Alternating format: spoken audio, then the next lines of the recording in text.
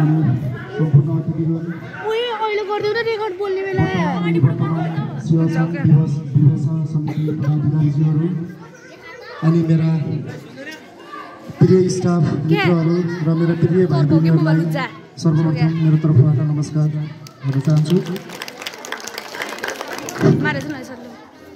यस विद्यालयमा जब नयाँ थिएँ त्यतिखेर मलाई त्यति नलागे पनि अहिले यति माया लागेर आउँछ जब म 1.5 वर्ष यो विद्यालयमा सेवा गर्ने अवसर पाएँ।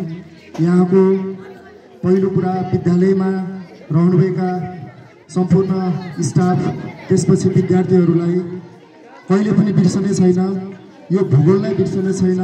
यो भूगोलका यो विद्यालय क्षेत्रका अभिभावकज्यूहरू, विवेचना पदाधिकारीज्यूहरू, सम्पूर्ण शिवसङ्घ पदाधिकारीज्यूहरूसँग लाई पनि कहिले बिर्सिने छैन। यो भूगोलमा आएर मैले एउटा साइनो गाँच्न पाएँ, त्यसमा म धेरै खुसी छु। यो भूगोलमा यो क्षेत्रमा यस विद्यालयमा आउँदा म पहिले केही बाहेक त्यति परिचित थिएन, कसैलाई चिन्दैन थिएँ। यो ठाउँमा आएर आफ्नो परिचय बनाउन सफल भएँ।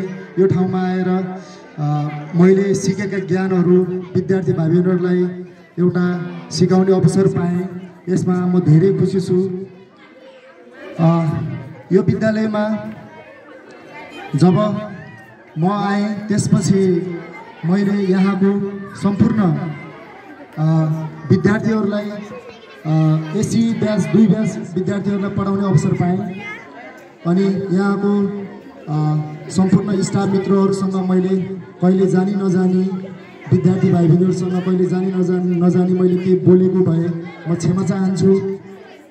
मलाई जहाँसम्म लाग्छ मेरा स्टाफ मित्रहरू स्टाफसँग मैले त्यस्तो केही नराम्रो व्यवहार देखाएको थिएन जस्तो लाग्छ। कतै देखाएको थिएँ भने आज मलाई माफ गरिदिनु होला भन्न चाहन्छु। प्रिय विद्यार्थी भाइ बहिनीहरूलाई कहिले अलिकति गाली गरियो होला, कहिले हानियो होला, पिटियो होला, त्यसलाई पनि एउटा रिस भन्दा पनि एउटा प्रेरणाको रूपमा लिनुहुनेछ भन्ने अपेक्षा लिएको छु।